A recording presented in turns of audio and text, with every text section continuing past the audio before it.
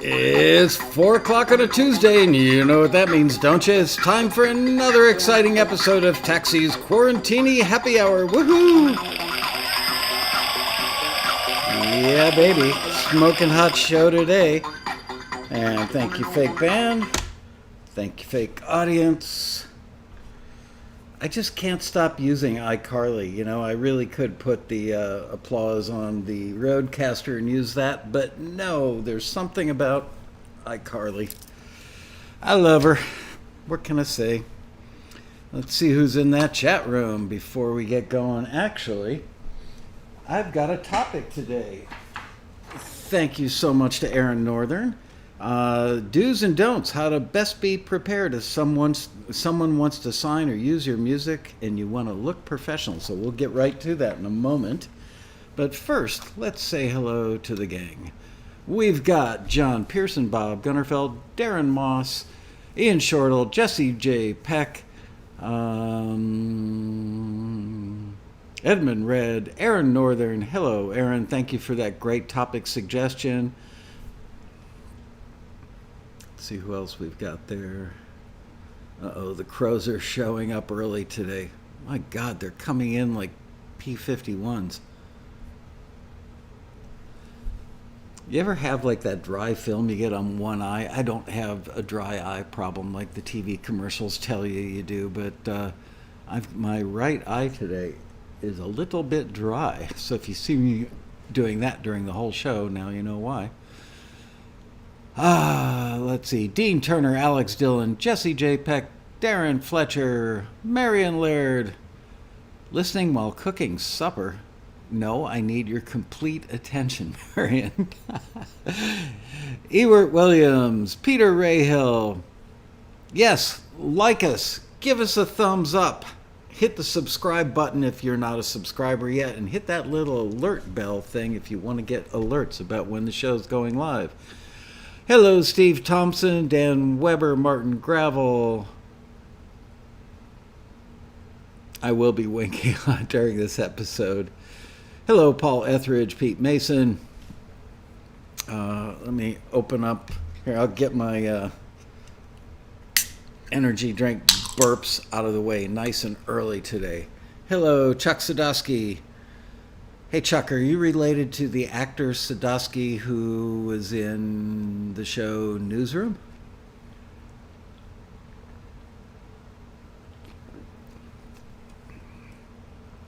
Today's flavor is pear.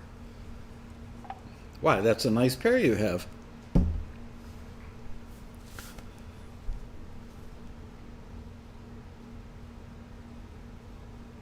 Hello, Jan Weilage. Nancy Kalel. Nancy is here. Yay.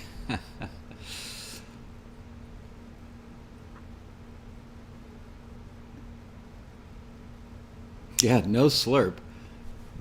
Maybe a burp. Oh, damn. I'm feeling goofy and it's only Tuesday. I want to let you guys know I'm not going to be doing a Taxi TV tomorrow. I mean a Quarantini tomorrow or Friday. I'm getting to that point now where I really need to dedicate a lot of time to the road rally.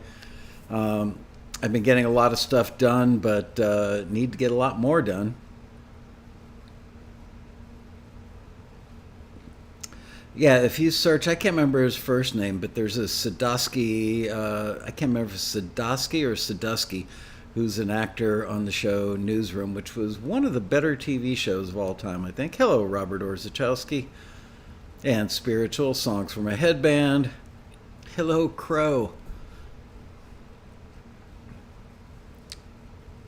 Riney Bear, sup. All right, so I want to show you guys something, do a little show and tell before we get the show on the road. You know, sometimes it's the little things in life.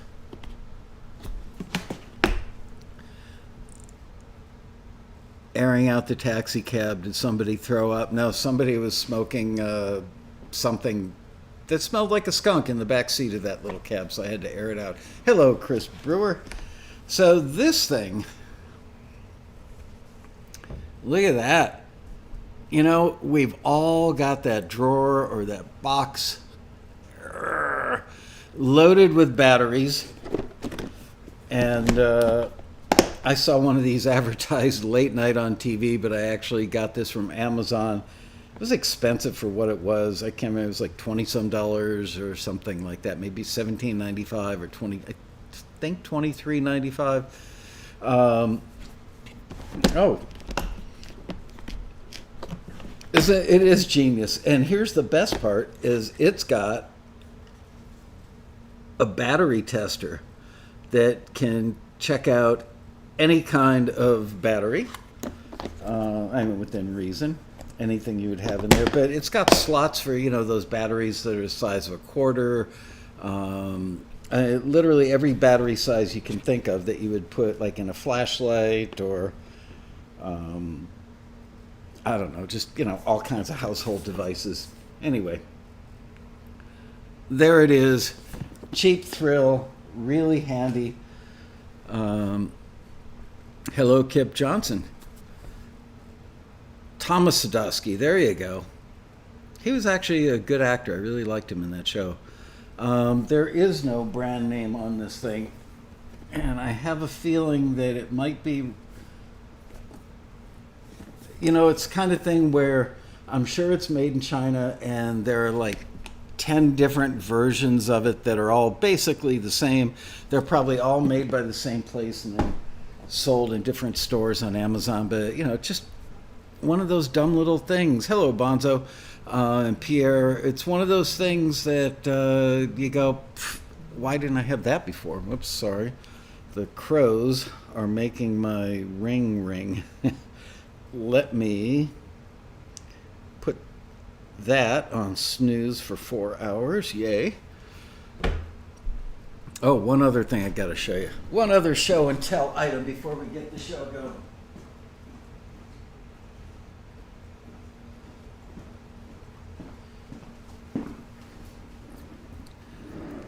Look at those. We are talking big honking zucchinis. So what am I going to do with that Italian vegetable? Why, tonight, right after the show, I'm going to be cooking some form of Asian noodle soup. And I think what I'm going to do is grill those little squashes and throw them on like the little indoor grill plate on top of the stovetop with little salt, pepper, and olive oil. And then once I get them grilled, then I will throw them in my Asian noodle soup. Yeah, I had the problem, Pierre, with the zucchini flowers is I have an ant infestation on my zucchini plants, and every time I grab the flowers, they've got like 100 ants in them. I think it's because they've got, there's some moisture in there, so it's a good source of water for the ants. And I just don't want to bring, like 100 ants in the house. So unfortunately, I just popped off the flowers and threw them down the hill. But I do have some really good blue cheese in the house. And I was thinking, man, I wonder how those would be if I put, like a teaspoon of blue cheese in there, sprayed them with a little olive oil, and then throw those on the grill. I bet they'd be really good. Let's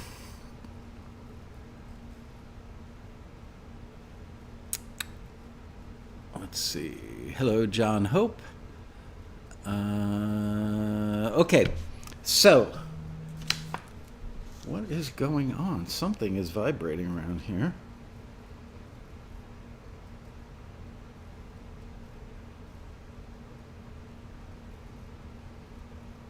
Sorry, I've got to answer this.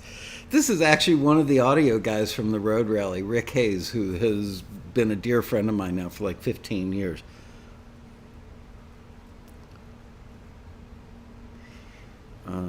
Taxi TV right now.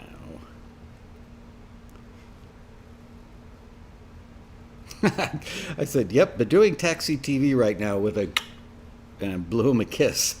Hope that doesn't freak him out. He said, did you hear about the deal with United Arab Emirates and Bahrain doing the peace deal with Israel today? No prob. Anyway, I did hear about that deal, and it's a really big deal. And some of the channels on the news aren't even talking about it. But peace in the Middle East, baby.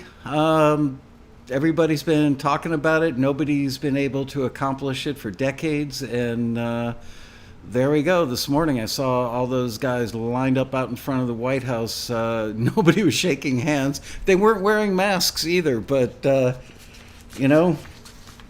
I've got to say, it makes sense when you think about it, that the Israelis and the Palestinians have not been able to make peace with each other. So apparently they rounded up many of the other Arab nations and got them to sign on to an agreement, which hopefully will drag the other guys into it in time. We can only hope, because peace is a good thing, and peace in the Middle East has been long, long, long overdue. It is a big step forward. The smoke cleared. Andre's going fishing tomorrow. I can see the ocean. No taxi TV either. That's right. Yeah, tomorrow and Friday. Taking both of those days off from doing the quarantini so that I can get more road rally stuff done. It's tough. I'm talking to 2 tech companies. I've got them both holding the dates for the road rally, and trying to get them when they're not busy so that they can meet me at the office to check out the possibility of using that as a venue, and then following me out to the house so they can look at this place and see which one would be the better venue. But man, they're just booked like crazy. Who would have thunk it? I'm happy for them. It's nice to see them so busy. Jan Weilage, watch the peace signing on TV. Oh man, I missed that.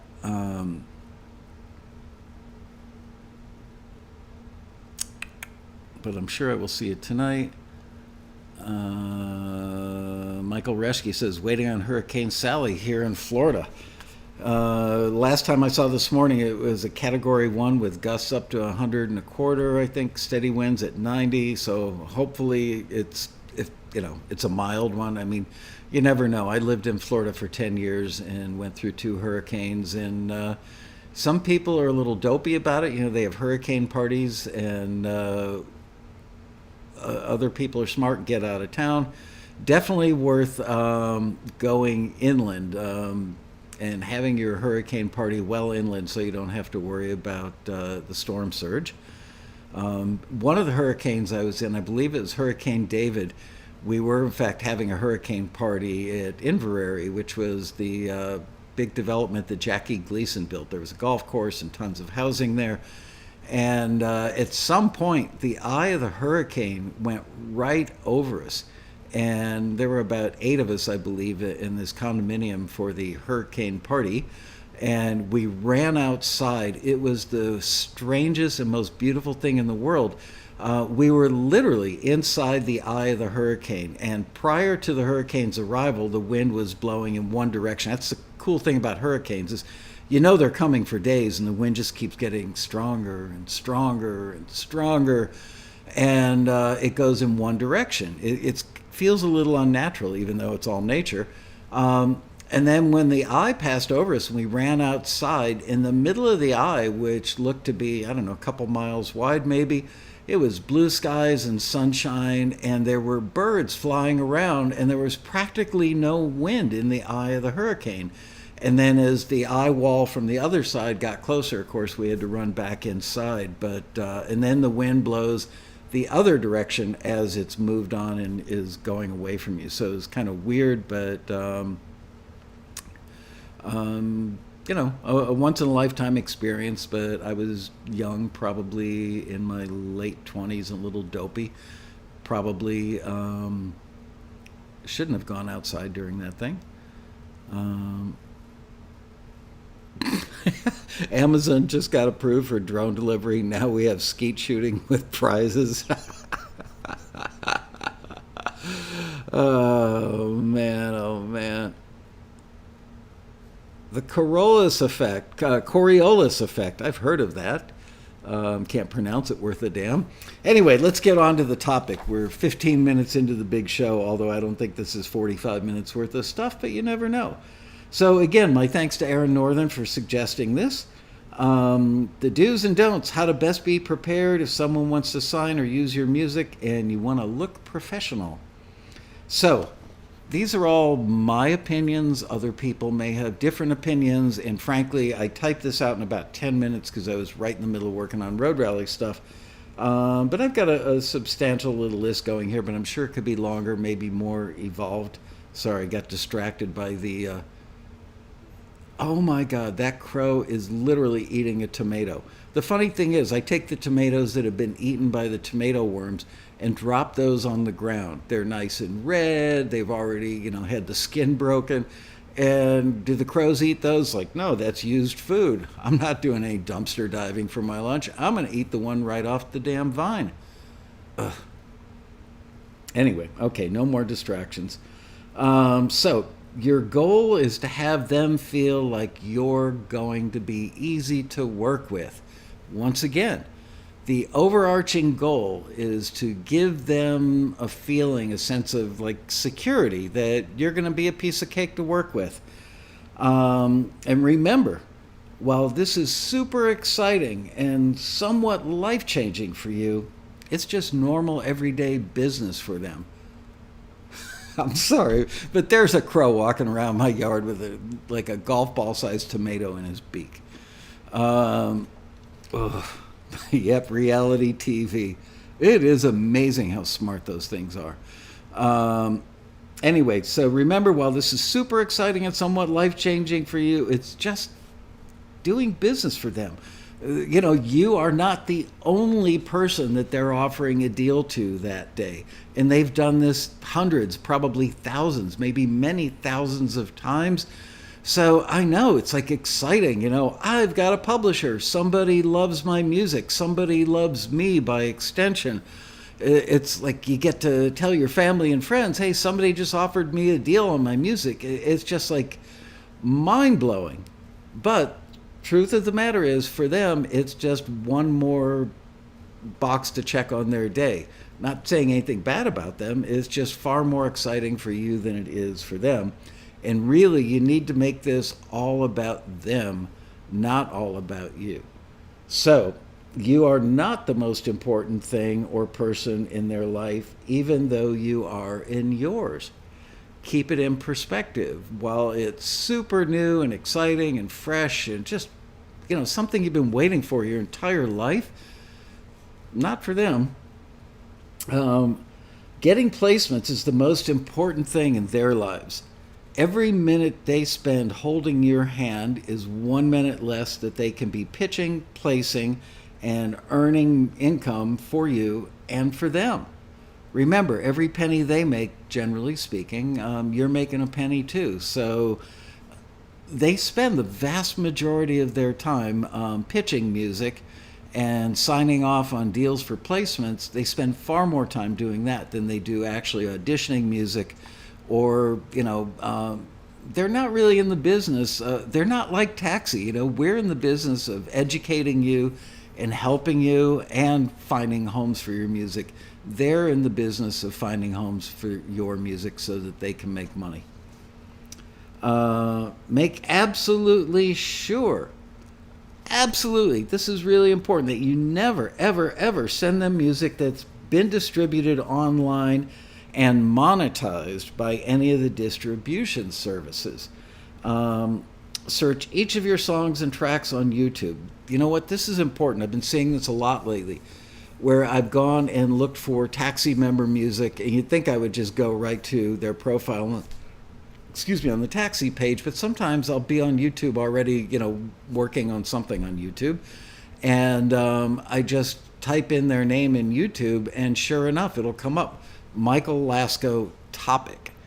And what happens is, when these distributors put your music out there, they create a topic channel for your music. Generally speaking, the topic channels get practically no views, but it's out there. And if they've got Michael Laskow topic, I think, although I haven't delved into this any further, I think there's a pretty good chance that that means that I would have checked off the box that says, sure, monetize my music.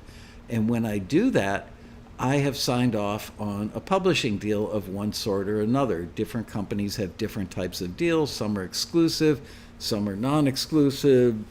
Some of them you can cancel the deal at any time. Others you can't.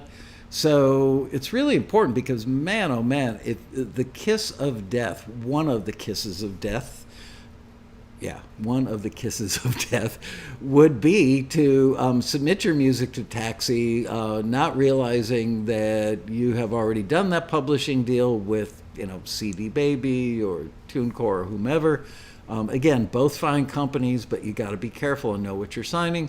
And maybe you forgot that you checked that box a year ago or 4 years ago, and you submit your music to Taxi. We don't know that you checked that box. And that means it's already published. And now we forward it to the library who's looking, and they get it. And when they start doing their due diligence, assuming that they do their due diligence, boy, how many dues can you put in a sentence? Because I think I just broke some sort of record, clearly a personal best. A lot of times they will do their due diligence. They'll check out ASCAP or BMI, do some other stuff to make sure that, it's all kosher and legit.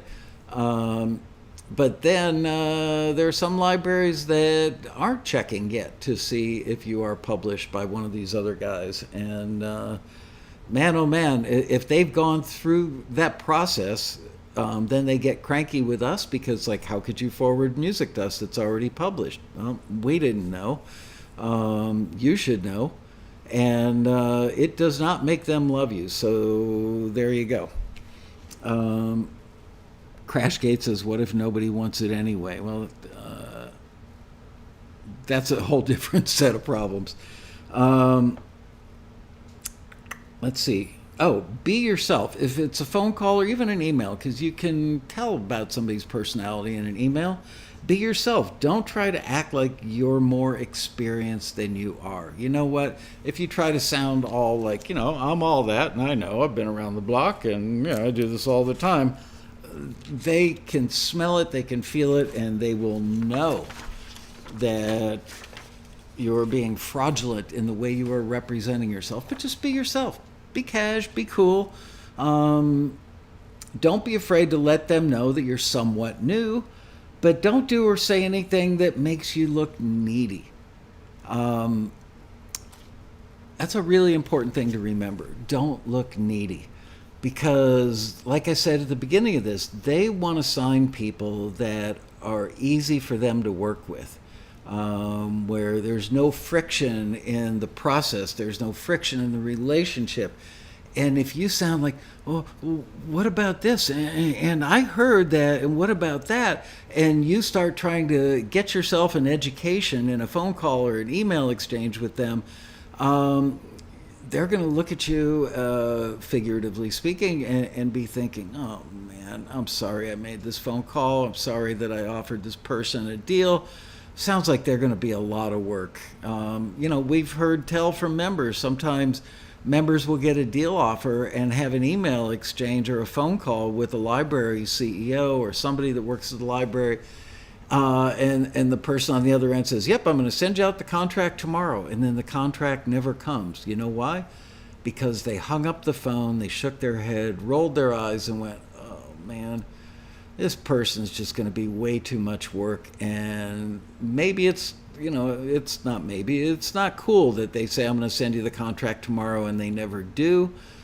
But they're just trying to avoid what they perceive to be a relationship that's going to cost them a lot of time, a lot of effort, and probably some headaches that they don't need.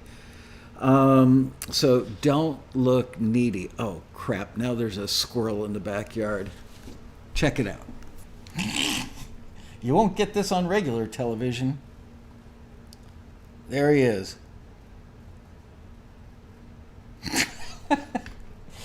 Oh, man. Oh, no. Oh, he ran away. He saw the movement in the house.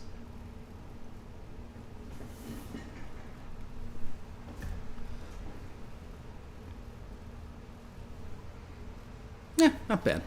Okay, onward. Sorry. It's, I see this stuff in my periphery and it drives me nuts. Now the crows are back. Holy crap. Don't tell them your life story.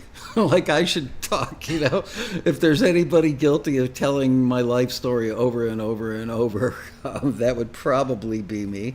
But I wouldn't do it in the context of a business relationship. It's just, again, it makes you feel like you're going to be a time suck for them, and the last thing they want is a time suck. They don't care that you've been making for music for 20 years. I personally have an issue with that. When I see people in their bio, Bobby has been making music for 20 years. I mean, sometimes it's a really bad thing because it's like, really, you've been doing. The crow is eating the basil plant.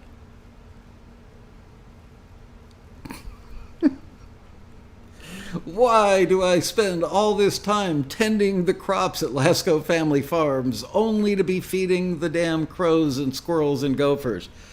I can't take it. Anyway, yeah, when people say, oh yeah, I've been doing this, I've been writing songs for 20 years. Really? And this is the first time you've got a deal on the table? You might not be all that good.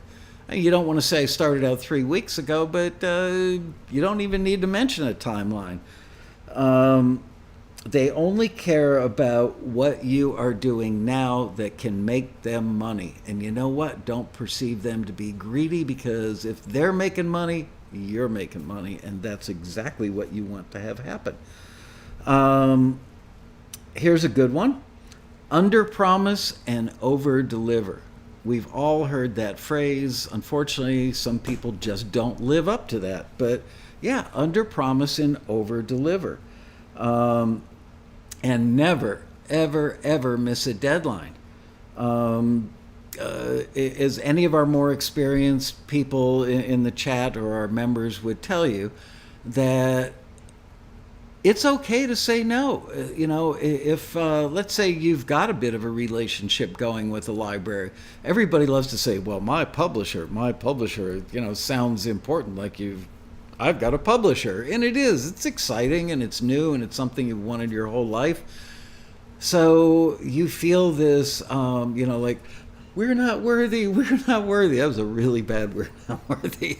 But if you've got a bit of a relationship going with them, maybe it's brand new, whatever stage of the relationship it is. And if they say, hey, by the way there, Bobby, can you write any, dramedy cues?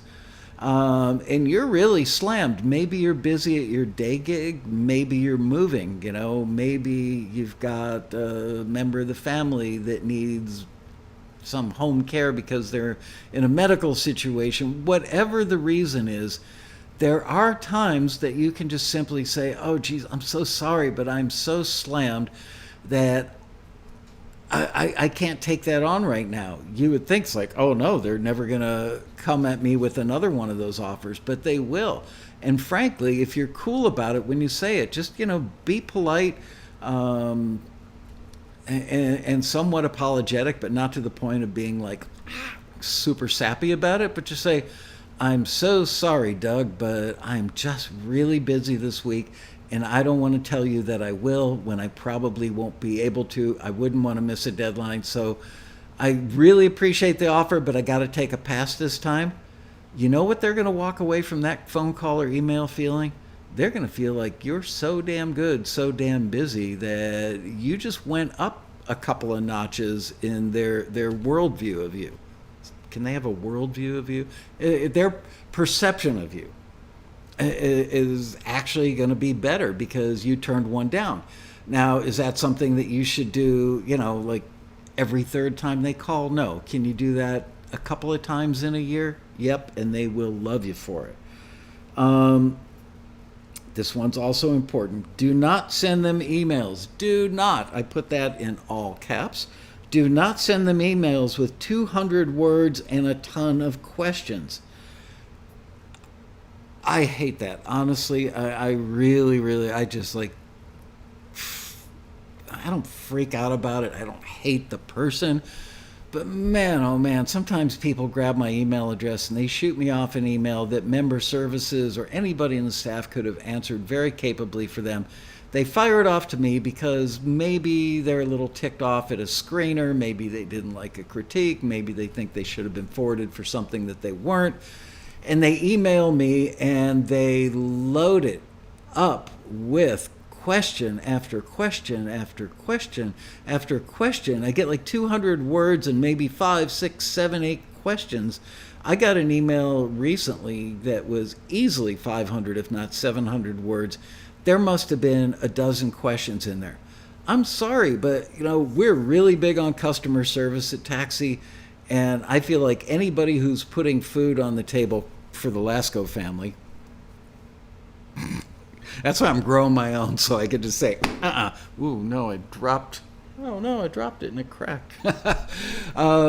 I really appreciate people doing business with Taxi. I appreciate their trust, the fact that their hard-earned money is buying them a membership that is helping to support my family and the families of my staff.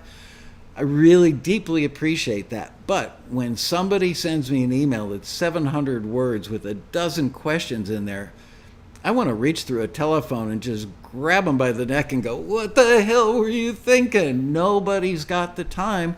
You are not, that's what it is. Don't be, what's the word I'm looking for? Not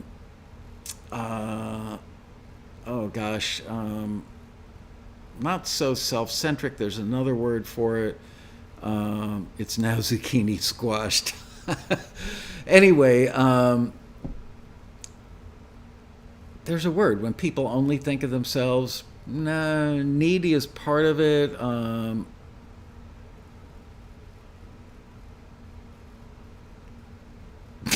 Darren Moss, I just written an email to you that makes Tolstoy's War and Peace seem like a pamphlet. What's your personal email address? Obnoxious, self-centered, no. Oh, man. Anyway, whatever that word is, it's not all about you. It really isn't. Not from their perspective. So, you know what? Don't send them a ton of questions, because you can get those questions answered probably by my staff. And maybe the best place to reach out and get those questions answered is on the Taxi forum at forums with an S, forums.taxi.com. Go to the Biz Talk section, go to the General section, and just say narcissistic. Thank you, Mojo. That's what I was looking for. Yeah, don't be so narcissistic, to think that it's just all about you all the time. Ask those questions on the Taxi forum, because if you start going, and by the way, I've got a question. Oh, great. Thanks for answering that. And also, do you mind if I ask you, and I just need one more minute here, because I also want to know, blah, blah, blah. They're just sitting there rolling their eyes, looking at their watch, going, when the hell can I get this person off the phone? So along those lines, do not send them several emails per week, or God forbid, even like, 1 or 2 a day. Again, you are not the only thing going on in their life. You are one of many, many, many things going on in their business life. Don't ask them questions that you can get answered elsewhere. That's really the determining factor, is before you ask a question, say to yourself, can I get this answered elsewhere? They don't want to engage in an email dialogue. We all hate that. Oh my gosh. Even, sometimes the staff members, we're going back and forth. I might be part of an email chain that involves 3 or 4 people on a particular topic. And I get copied, and they all have the same subject line because we're going back and forth. So without opening every one of those and reading the whole chain, you don't know what's in there. And I've got 10 people working at Taxi and all these different groups of people that are emailing. So I have to read through all these disparate chains from different factions of staff members on many different topics. It's a pain in the butt. But for them, when they've got hundreds, if not thousands of composers working with them, could you imagine if they had to engage in a dialogue with some of them, many of them, or a lot of them? The back and forth, sometimes in an email chain with my staff members, I'll say, okay, that sounds great. And they'll write back, okay, good, then I'll take care of that tomorrow. And I feel like I've got to respond with a thumbs up or okay. And then they write, gotcha, boss. And sometimes there are 3 or 4 emails appended to that chain that really didn't need to be there. But I'm always afraid that if I don't go, yeah, that they're going to think that I'm rude. So, do not engage in email dialogues. Another thing that will show them you're a professional is don't try to negotiate their terms, especially if you're new to the business, you don't have a massive track record under your belt. I mean, if you don't have, like 500 placements, don't even think about talking to somebody about negotiating their deal, because the deals are pretty cookie cutter. They're pretty standard. And by and large, I mean, all but 2 companies that we've worked with, which have been thousands over the years, only, I think, 2 times have we ever had somebody like change a deal after we agreed to work with them and our members let us know. Most of the deals are 50-50 deals of one sort or another. And, you're the new kid in town, new kid on the block, new kid in the catalog. So just take the deal. You either take it or you don't take it. I'm not saying you have to sign every deal that's put under your nose, but don't sit there and say to them, so why do you do this? And I'm a little curious that why is it that that's in the deal? You'd be smart to first go to the taxi forum, go to the Biz Talk section. You don't mention the name of the library, but say, hey, have any of you ever seen a clause like this? And you could put the clause in there, but just don't attach the company's name to it. Speaking of attaching company names, here's something that I ran across the other day. A taxi member that I've had no contact with before, but somebody, I think it might have been somebody from the Quarantini Happy Hour chat, said you should reach out to this guy. He's become pretty darn successful, and he'd make a good passenger profile for the newsletter. And I went, I'll take the bait on that. So I reached out to the guy. Oh, let me make a note because there's something else that happened.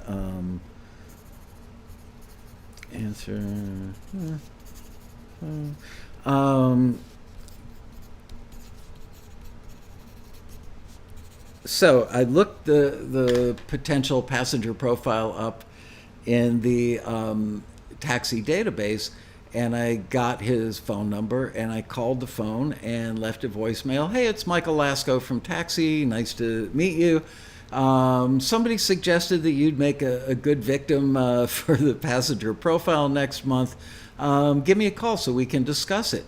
And like 2 weeks went by, and I didn't hear a peep out of this guy. Finally, he calls me, and I actually left him my cell phone number. Finally, he called me. Oh, another squirrel. And he said, oh, I'm so sorry. That was my home phone number, and we never checked that machine. Now, could you imagine if that was a music library owner that was offering you that deal? So, a couple of things we can learn from that. Rule number 1 is don't leave your home phone number if you don't check your voicemail or your answering machine. What if that was, Beyonce calling to say, I want to cut your song on my next album, and you didn't call back for 2 weeks because you have that weak-ass excuse, we don't check the voicemail on my home phone very often? I mean, we're all, getting more and more guilty of that because the vast majority of calls we get on our landlines and our, old-fashioned voicemails are from people trying to sell us stuff. But, dear God, what if I were actually more important than I am and this person had not called back? So I would say in your taxi profile, absolutely have your cell phone number in there and the email address you are most likely to check. And if you see that you get a phone call from 818-213-310 or 212, those are all, either New York City or various Los Angeles phone exchanges. 917, I believe, is another one from New York. Don't just assume that is spam. Check out the voicemail because it could very well be somebody offering you a deal and you just shined it, So anyway, along the same lines from that same conversation, so I went to stalk this member a little bit and read his bio and learn more about what he'd accomplished in his career. And I can't remember if it was on his website or the taxi profile, but he had the name of every library that he'd signed a deal with. And while that's great to impress your fellow members, it's also like handing them instructions on how to become your competitor. Because you could sit there, he had like a dozen or more libraries listed. You could just sit there and Google every one of those and then reach out to the library and say, hey, I was referred to you by Bob Smith. Happens all the time. I mean, taxi members are incredibly generous with who they know and what they know.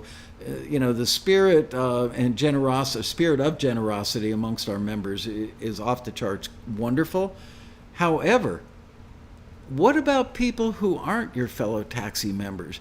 Do you really want to give a list of music libraries that are signing people to other people who could be your competition, or could do something really dopey, but like be a rude a-hole on the phone with one of these libraries or in an email, and somehow they've attached your name? Oh yeah, I was referred by Bob Smith.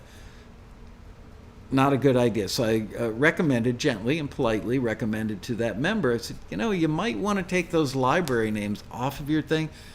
Great to leave the shows up there. Great to leave the names of the networks where you had those placements. But do not. That squirrel is sitting up on its haunches right behind my camera, just looking at me.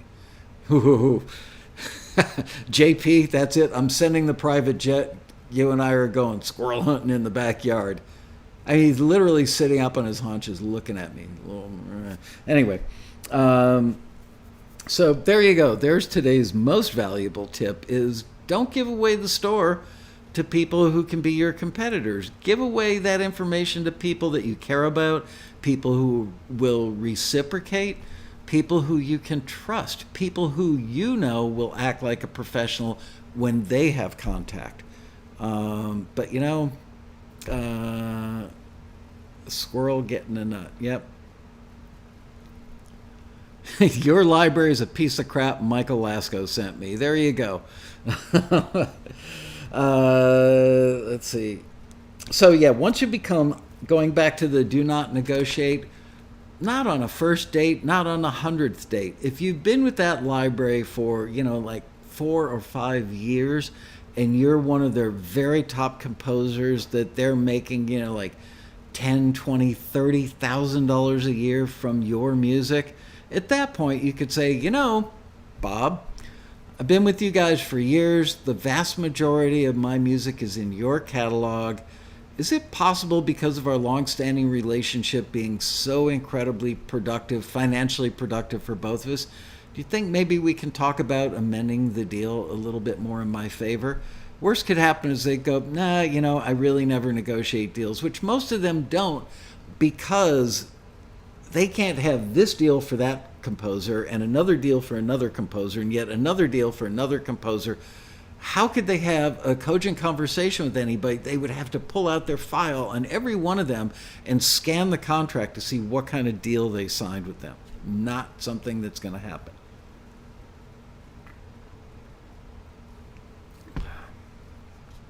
All right. Moving down my list here. Do you believe I actually really did type all this up in about 10 minutes? I alluded to this before, but don't give them any reason to think that you're going to require a lot of hand-holding. Just don't do it. Also, don't ask them what other genres they might need on the first date, right? They've already reached out and asked you out on a date. Maybe you kissed on the first date, but we all know what's not cool to go for. Other stuff that you shouldn't go for on the first date, right?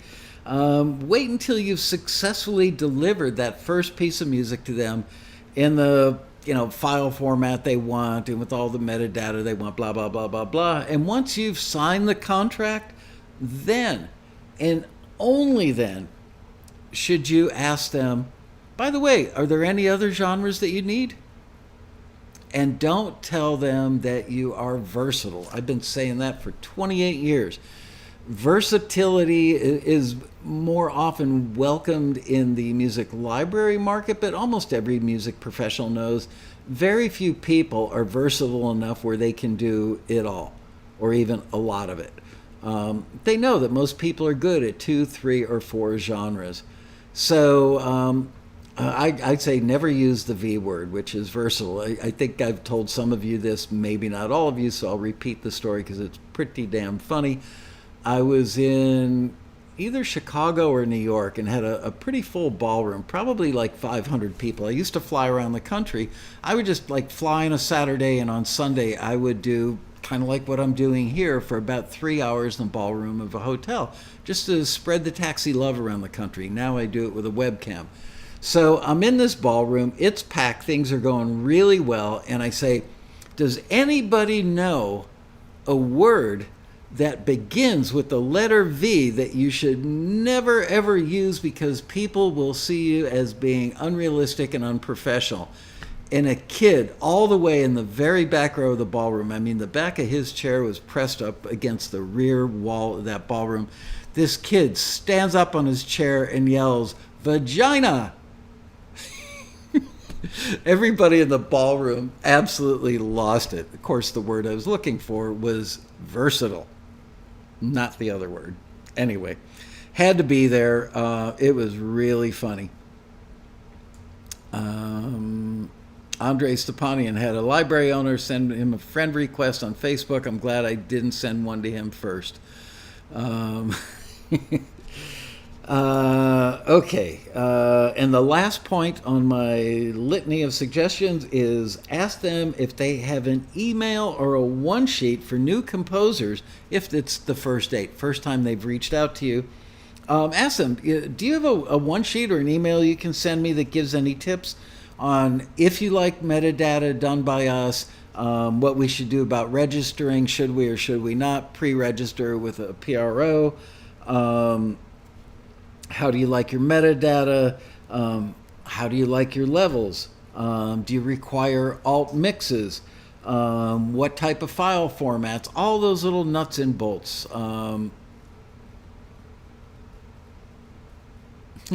Jesse JPEG says 67 watching and only 26 likes. Hit that like button, please. Yes, Jesse, and thank you for reminding everybody.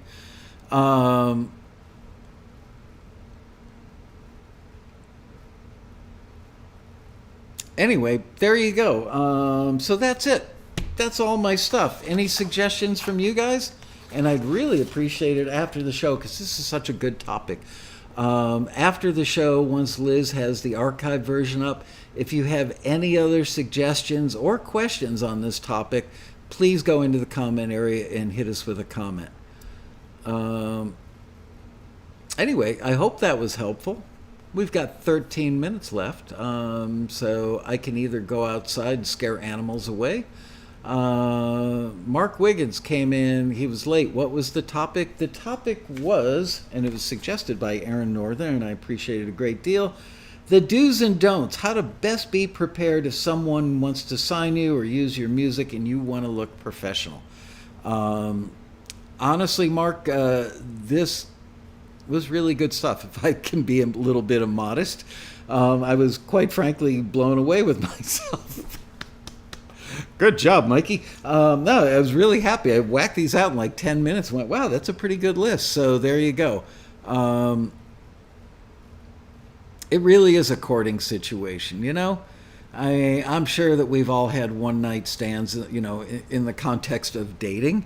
But, you know, when you meet that somebody special, you don't play by the one-night stand rules, you know? So consider when they reach out to you and they want to develop a relationship, treat it like a romantic relationship. Take it slow. Don't act like a doofus.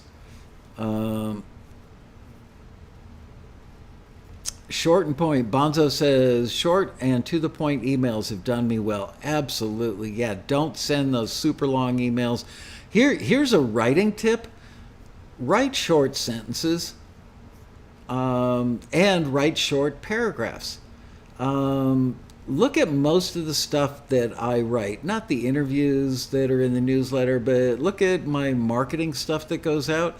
I've studied like some of the greatest copywriters on the planet, and some of the stuff that I've learned from them is don't assume that the reader knows what you're talking about, number one. So have a subject in your sentence. Number two, Short sentences. End it with a period. Normally, when I was just editing a road rally related email like an hour ago, and I had one sentence in there that had to be like 30 words long, and it had 2 commas in there, and I realized, you know what? That's actually 3 sentences. So I took out a comma and an and a comma and a but, and I made it 3 short sentences. And I took one of the sentences and made it a standalone, like 7-word sentence in its own paragraph underneath the paragraph that it was previously attached to. That's another good writing trick, by the way. Anytime, if you're writing something and you want to keep your readers reading, end the paragraph with, and one of the reasons music libraries won't reach out to you is because with an ellipsis, ... Who's not going to keep reading? An ellipsis is basically a sign that says keep reading, and leave them hanging. It's like, what do they call that at the end of a TV episode? A cliffhanger. You want them to move from paragraph to paragraph down the page. So that's why keep them short, keep them succinct, make sure that the subject is clear. And sometimes you could end a paragraph with a why? ? Well, now they've got to read the next paragraph to know why.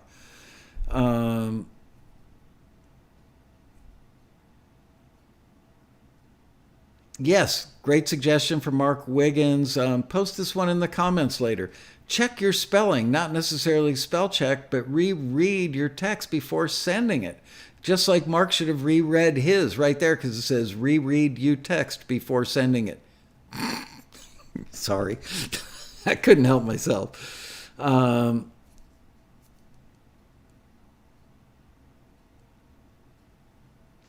Ronald Schultz. Hi, Michael. If you received, meaning you received a forward from an exclusive listing, can you submit that song to another exclusive listing? Hell yeah. Submit it to like 10 more exclusive listings. Whoever is the first person to reach out to you is the one who gets it. Just because we forward it to them doesn't mean you can't be shopping it elsewhere. And so, you know what? Let's say the third person you send it to, you submit it to via taxi, is the one who reaches out and says, I'd like to sign this. And then a day later, of course, this is the way it always happens, a day later, the first company it was forwarded to 6 weeks ago now reaches out and says, hey, I would love to sign that. And you go, gee, I'm sorry, it got picked up already. Would you like me to create another one that's similar? Boom. End of discussion. Would you like me to create another one that's similar? And don't go into, and I've also got rock, and I've got pop, and I've got jazz, and I've got R&B. Now they're rolling their eyes going, dear God, why did I ever reach out to this person? Peter Rayhill, reweed before you send.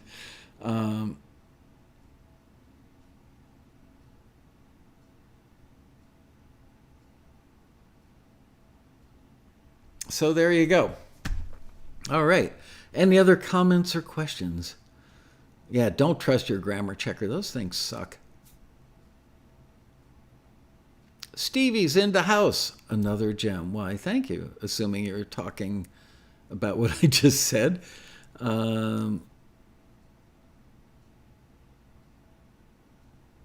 Why does the word screener always have a red line under it every time I use it in the forum? I don't know. This brings me to a question I would like to ask you guys, and then I'll get right to Pete Mason's question. We've been talking about changing the name of the screeners rather than calling them screeners because it almost has a bit of a negative connotation.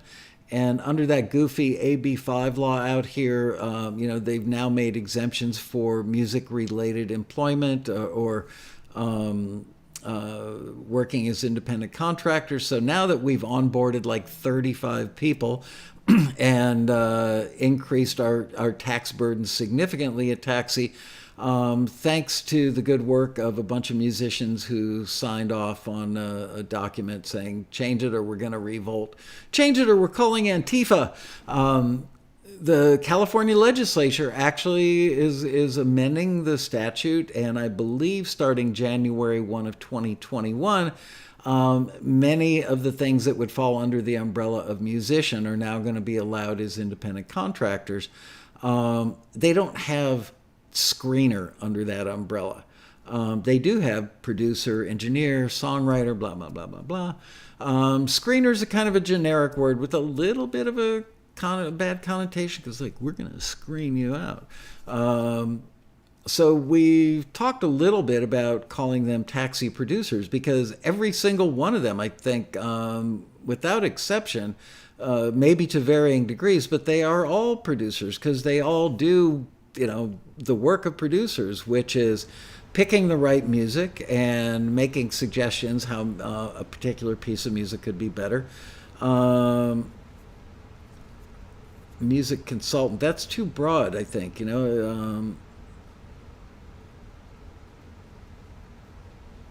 Darren Moss, the taxi behind Michael with the two doors open is Michael sending us a message. I think you're reading too much in it, Darren. Anyway, somebody had a question. I'm going to scroll back up and see. Do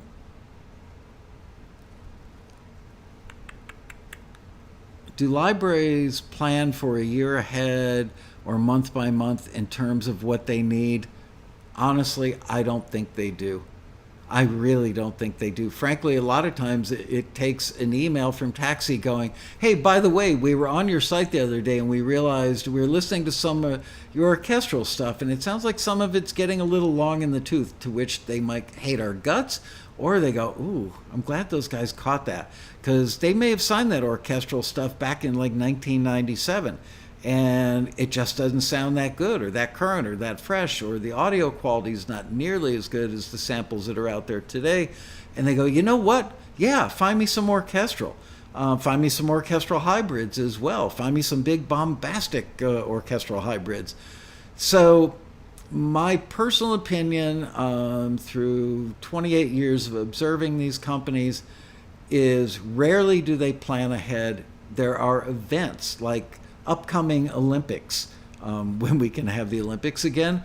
I think they do plan for those things, and they will try and find music for the Olympics, for Christmas, for events. But do they go genre by genre? Not really. If they hear about a genre that other libraries are having good fortune with, then they too will jump on the bandwagon because they've got FOMO.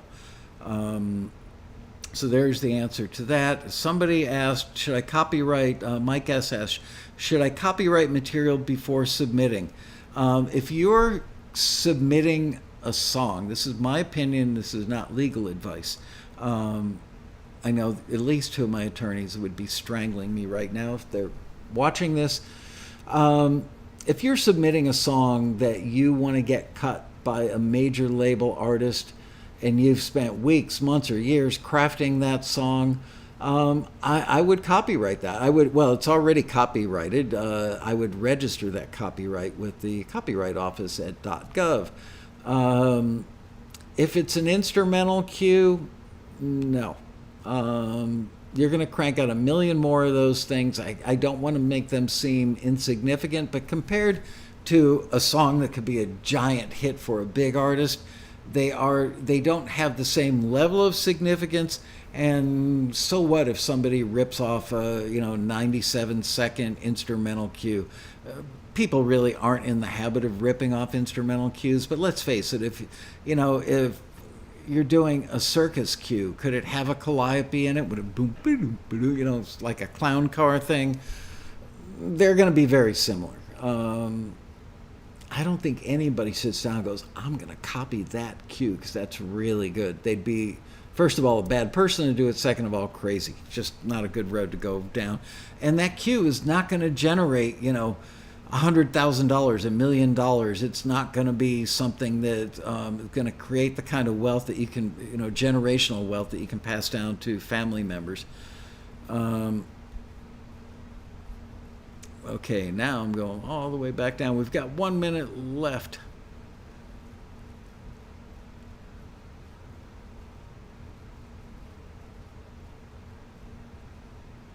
Composers' lives matter.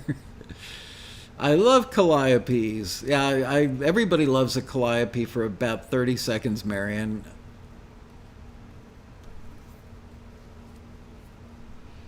John Pearson says he copyrights it only when it's placed and only songs, though. Yeah, you know what? You should go on the Taxi forum at forums.taxi.com and get people's opinions. We have many, many, many not well seasoned, that makes them sound like they're a hamburger, very seasoned members who have been doing this at a professional level now for many, many years. And they can tell you their opinion on when it's appropriate to register copyright and when it's not. I'll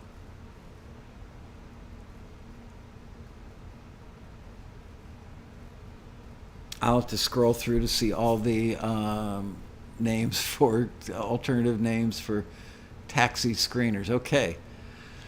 Anyway, all right, guys. How does it work with VAT, assuming that means value-added tax? If I get signed, what documents do I have to present to them? I have no idea. But again, assuming that you're not from the U.S., you could ask that question in the forum, and people will have the answer for you. L. Harrison is tearing up? Why? Or does that mean tearing up? I've had it with this guy. I don't want to hear this anymore. Ooh, good sound effect. Anyway, so there you go. Aaron, that was a great topic suggestion. I really appreciate it. Again, not going to do a Quarantini tomorrow. I'm not going to do one on Friday. We're not going to send out an email about this.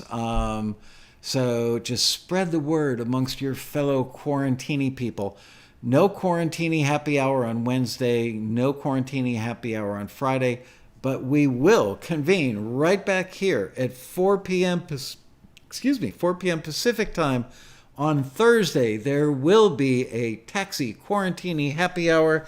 And until then, I bid you all a fond farewell. Thank you for all the great questions. Thanks for paying attention. And thanks for joining me for another exciting episode of Taxi's Quarantini Happy Hour. Woohoo! Yes, see you on Thursday.